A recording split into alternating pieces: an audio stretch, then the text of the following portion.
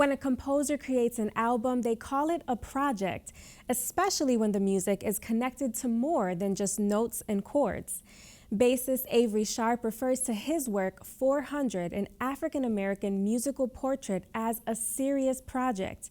That's because it chronicles the 400 years starting in 1619, when the first enslaved Africans were brought to this country. Sharpe first performed 400 at his alma mater, the University of Massachusetts at Amherst, and producer Dave Fraser sat down with him to discuss the story behind the music. That's what they tell me of Africa. Longtime bassist, composer, and recording artist Avery Sharpe released his latest work in 2019 entitled 400, an African-American musical portrait.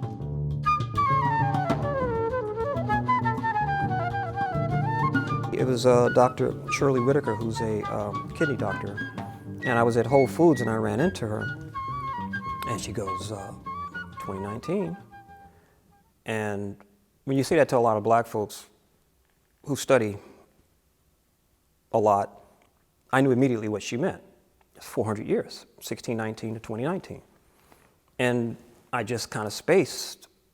I just started hearing a whole bunch of music, and she started smiling. She goes, "You're not really listening to me now." I said, "No, I'm just hearing all this music now."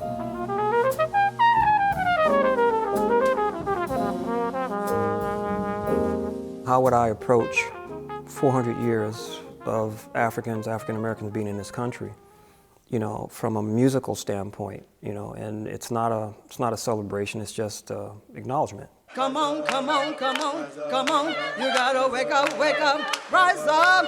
The music tells a harrowing yet inspiring tale, century by century. Joining Sharpe on stage are some heavy hitters in the jazz world, plus his extended family choir. Every artist has to have their motivation. My motivation has always been my family. JKNM is the first initial of my 4 kids, Jade, Keto, Nkosi, and Maya.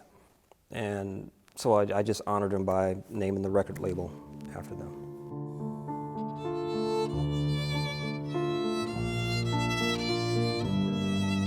Much of the music that Sharpe composes and performs is music with a purpose. He has written pieces inspired by the stories of a number of noted African-American figures, from abolitionist Sojourner Truth to star Olympic runner Jesse Owens to Primus Mason, the 19th century Springfield philanthropist. You know, I was influenced by artists from the 60s. People said something, you know, when they saw some injustice. It's not like go along to get along, or no, I'm just an artist, I don't get political. You are political. I don't care what country you are, you're political. You may not want to be, but not saying anything makes you political. Makes you silent. You just watch things as they happen as opposed to getting into them. So you are involved. Sharpe was born in Georgia at a time when segregation was legal. His mother was the choir director in the Church of God in Christ and gave piano lessons to everyone in the family, including Avery, who is one of 8 children. So I went with my mother everywhere. If she played for revivals, I was there, you know, so she's my first musical influence. By the time he was a teenager, Sharpe had discovered the electric and eventually the acoustic bass. His family would move to Springfield, Massachusetts, and in the early 1970s he enrolled at the University of Massachusetts, and it was there that he was exposed to the world of jazz. Max Roach was there, the father of bebop music. He wasn't just coming up from New York, he lived in Amherst. Archie Shepp, one of the great masters on saxophone, who was a John Coltrane protege. He was at the University of Massachusetts.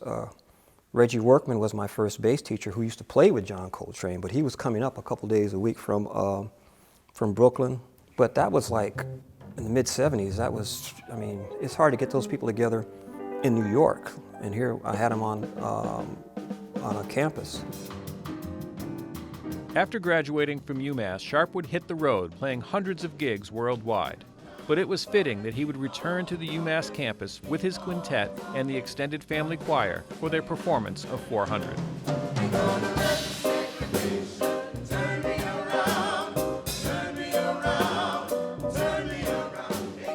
Throughout the concert, Sharpe uses the African American music of each era to tell the epic, fluid story of those descended from the original Africans brought in bondage to America 400 years ago.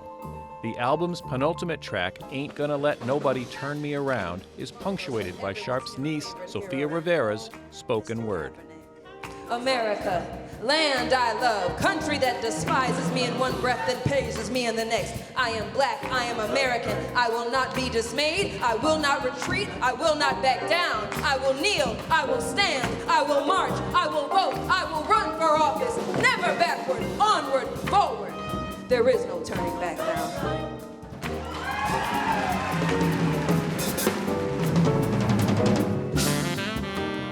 Sharpe's final song on the album is called 500, a riveting and adventurous piece that points the way towards the future. It's a mystery. I don't know. But in terms of hoping, I would hope that the country looks and thinks a little different, and that people just let live and let live. I'm always trying to give people some information. That's my political thing. I'm not trying to slap you across the head. I want to entertain you. But when you walk out, I want you to say, dang, I want you to think. You know, I just don't want you to say I had a good time. I want you to have a good time, a great time. But if, by the way, wow, I learned something. And for me, I think that's what we're here to do.